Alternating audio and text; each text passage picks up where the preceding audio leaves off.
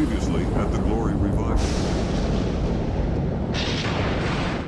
I was glad when they said unto me, let us go to the house of the Lord. This is a house of praise, a house of joy, a house of laughter, a house of freedom. For where the Spirit of the Lord is, there is freedom, there is joy, there is peace.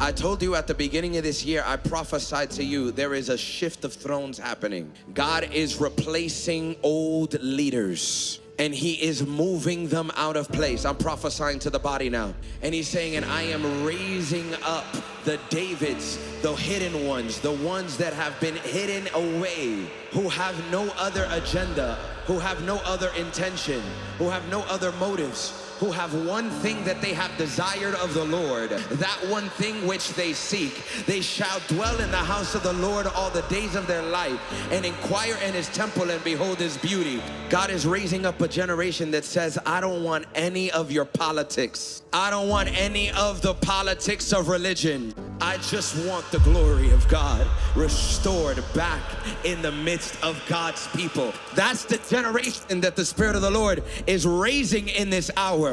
The glory is dangerous. It will cause a man who was wicked, who would try to resist, cause his hand to freeze and wither right before him. It will cause Uzzah, who got familiar in the glory. And it said that when David was bringing the Ark of the Covenant back into the midst of God's people, that Uzzah put his hand and touched the glory. And it said when he had touched the Ark of the Covenant, that Uzzah was struck dead immediately. Now, let me make this clear. There's some of you here, you don't want the glory. You want religion.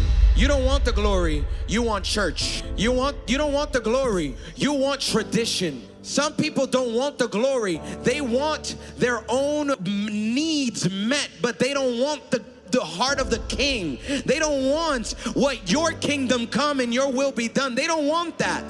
They want my kingdom come. They want my will be done.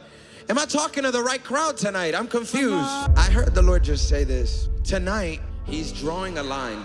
Choose this day who you're gonna serve. If you are not serving King Jesus, choose this day whom you will serve. Because there's a line drawn in the spirit right now. And I hear Jesus saying, I'm praying for you, because there are people in this building right now that Satan is desiring to take your life, and he's desiring to do it quickly. At the beginning of the year, the Lord gave us a word, and he warned us about the queen of the coast. Do you guys remember this prophecy?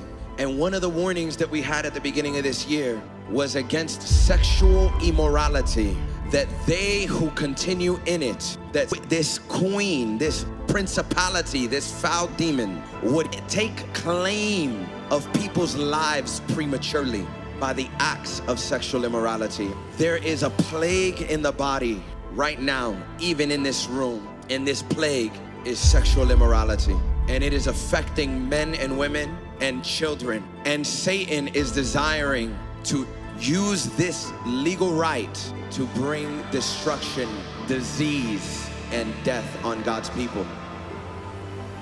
We're gonna do a prophetic act tonight that I believe is gonna bring freedom to many of you tonight.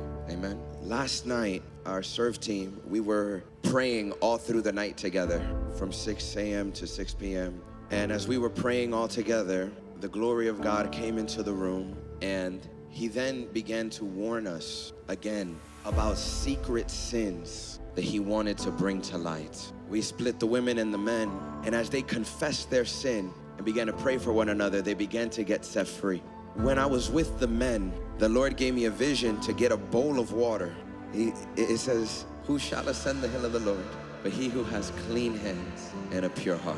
And as we confessed and repented, we not only forgave one another and prayed for one another, but then we baptized one another's hands in water.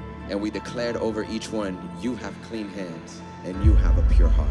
And the brothers experienced wonderful freedom. So in light of the weight of this word, tonight the Lord is making an invitation to make you clean and to purify your heart.